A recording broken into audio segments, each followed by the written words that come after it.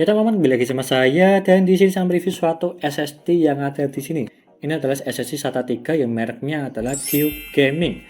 Untuk serinya juga nggak ada sih, serinya apa, tapi cuma ada Cube Gaming aja SSD 128GB. Cuma itu aja. Dan apakah ini rekomend atau tidak di harganya? Untuk yang ini dia itu dibanderol dengan harga 170.000 untuk kalangan 128GB. Kalau yang 240GB itu sekitar 200 ribuan lah. Saya kasih gambaran aja di sini untuk harganya. Aku juga lupa untuk harganya di sini. Dan juga di sini dia itu sangat menarik sekali dari segi packagingnya. Dia itu kotak, ada tempatnya, serta ada berwarna putih, biru dongker, dan juga ada oranye-nya. Ya seperti inilah, dia itu sangat simpel sekali. Berbeda seperti yang pada umumnya. Kalau yang umumnya seperti contoh yang ada di sini, dia itu cuma kayak gini aja. Ini yang vegan ya, kalau yang ini Cube Gaming. Kalau yang ini terbuka, kalau yang ini tertutup. Ya, bedanya seperti itu. Bisa dibilang ini adalah SSD merek baru, khusus untuk kalangan Cube Gaming. Cube Gaming lebih cenderung ke merek casing yang lebih terkenalnya. Kalau yang RAM, udah saya review di video sebelumnya. Tapi kalau yang ini SSD, apakah ini bagus atau tidak? Kalau kita review habis ini. Dan seperti biasa, nanti akan saya review dari segi membaca maupun menulisnya, booting Windowsnya cepat atau tidak, suhunya dingin atau tidak, dan juga transfer file, apakah ini stabil atau tidak SSD-nya yang ada di sini. Seperti itu aja, sebelum ke reviewnya, jangan lupa klik subscribe teman-teman, pojokan bawah tuh ya, tinggal diklik seperti itu. Dan kita lanjut dari segi packaging yang ada di sini, terbilang unik sih, berwarna biru, berbeda seperti yang pada umumnya. Untuk yang ini, serinya Cube Gaming. Kita buka dulu aja, karena di bagian belakang sini tidak ada spesifikasi yang lebih detail. Sebagai contoh membaca maupun menulisnya dan juga yang lainnya lah. Dia itu nggak ada, cuma polosan aja. Nih ya, seperti ini. Kita buka dulu isinya apa aja. Nah, dan kita tarik seperti ini. Di dalamnya ada kosong. Di sini ada tempat untuk SSD-nya. Mewah sih kalau yang ini ya. Hampir sama seperti yang Furion. Tapi kalau yang ini dia itu lebih simple dan sama-sama mewahnya lah. Karena ada tempat untuk SSD-nya yang ada di sini, sangat simpel sekali. Dan seperti ini penampakan dari segi SSD-nya. Nih ya. Untuk membaca maupun menulisnya tidak ada di sini, karena nggak ada keterangannya.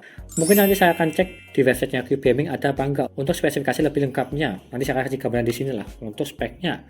Seperti itu. Dan di sini dia itu sangat simpel sekali, sama seperti SSD pada umumnya yang harga murah. Dia itu cuma disablon aja Cube Gaming SSD seperti contoh yang ada di sini. Dan di bagian belakangnya dia itu ada stikernya juga, dan juga garansinya di sini dia itu dari PT Cahaya sih, karena ada gambar atau stiker dari Cahaya seperti contoh yang ada di sini. Dan garansinya di sini dia itu berapa tahun ya? Nggak ada tulisannya sih. Mungkin 3 tahun, karena rata-rata SSD di 3 tahun. Ada yang 5 tahun, ada yang 3 tahun sih. Tapi kalau yang ini 3 tahun lah kalau nggak salah. Saya kasih gambar di sini untuk garansinya, kalau nggak salah ya. Dan di sini dia itu cuma ada tertera dari segi storage-nya aja 120GB, dan juga serial number, dan juga seperti ini aja. Tulisan-tulisan nggak penting sih kalau bagi aku, cuma tulisan pada umumnya, cuma itu aja.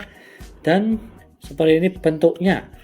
Kalau menurutku yang kurang, dia itu tidak ada spesifikasi di bagian box yang ada di sini. Jadinya ya agak kurang menarik sih.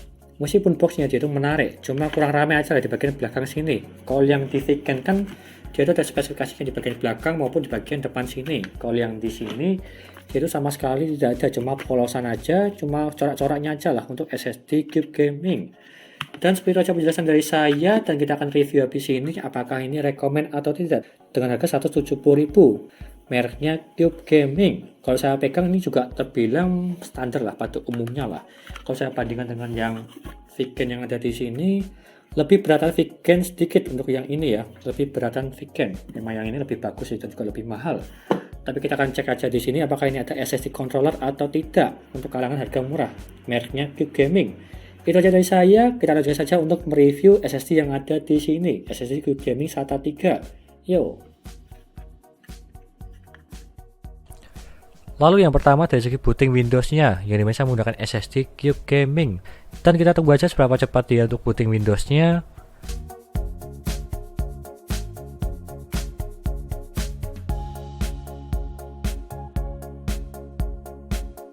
Dan dia mendapatkan 14 detik, terbilang cepat kalau yang ini. Standarnya SATA 3 di 25 detik, kalau yang ini di 14 detik terbilang sangat cepat. Tapi terkadang di berbeda PC berbeda kecepatan meskipun sama-sama menggunakan SSD Cube Gaming yang sama. Lanjut ke HD Sentinel untuk mengecek performa maupun kesehatannya. Untuk yang ini SSD Cube Gaming dia itu 100% semua, dan juga node-nya dia itu perfect. Serta suhunya 30 derajat terbilang dingin kalau yang ini. Standarnya di 40 derajat, tapi kalau yang ini di 30 derajat terbilang aman. Dan lanjut ke informasinya. Untuk SSD Cube Gaming, dia itu ada SSD controllernya yang dimana menggunakan Silicon Motion. Sama seperti yang dipakai Vigent Platinum dan juga Patriot Elite. Jadi bisa dibilang bagus untuk yang ini dengan harga murah. Serta TBW-nya dia itu belum tahu. Karena saya cek di websitenya, dia itu juga tidak ada sama sekali informasinya. Apalagi MTBF-nya dia itu juga belum tahu. Serta DRAM-nya dia itu tidak ada untuk yang ini. Jadi bisa dibilang ini masih terbilang bagus karena ada SSD controllernya. Apalagi di harga murah 170.000. Lanjut ke Crystal Disk Mark untuk mengecek kecepatan membaca maupun menulisnya. Untuk yang ini dia mendapatkan 488 untuk membaca dan juga menulisnya 462. Dan jika kita bandingkan dari yang ada di websitenya, dia itu up-to-nya 550/470. Dan kalau kita bandingkan, dia itu tidak melebihi dari segi yang ada di websitenya. Dari segi membacanya terpaut sekitar 60-an, serta dari segi menulisnya terpaut cuma 8 aja. Bisa dibilang ya hampir-hampir sama lah untuk yang ini. Bisa dibilang cukup bagus. Lanjut ke tes yang terakhir dari segi transfer file, yang dimana saya menggunakan dua SSD Cube Gaming dan juga SSD Paradox Gaming sebagai perbandingannya. Filenya saya menggunakan file game, dia itu 58 GB. Yang pertama dari segi SSD Paradox Gaming ke SSD Cube Gaming. Awalannya mulai dari 490 MB/s sampai di angka 10% aja. Dan lalu turun sedikit di 430 MB/s stabil. Dan pada saat proses di 69%, turun di angka 9 sampai 50 MB/s, dia itu stabil sampai selesai. Bisa dibilang kalau yang ini dia tuh agak stabil, ya agak lah. Cuma di angka 69% sampai ke 100% dia tuh kurang stabil. Sangat jauh lah di 9 MB/s sampai ke 50 MB/s. Sama seperti tabel yang ada di sini untuk grafiknya. Intinya seperti itu. Lanjut jika lo dibalik dari SSD Cube Gaming ke SSD Paradox Gaming. Filenya juga sama 58 GB. Awalnya mulai dari 370 sampai 380 MB/s. Lalu pada saat di 49% dia itu naik ke 440 MB/s. Dan saat di 59% dia itu turun sedikit di 400-an MB/s dan dia stabil sampai selesai.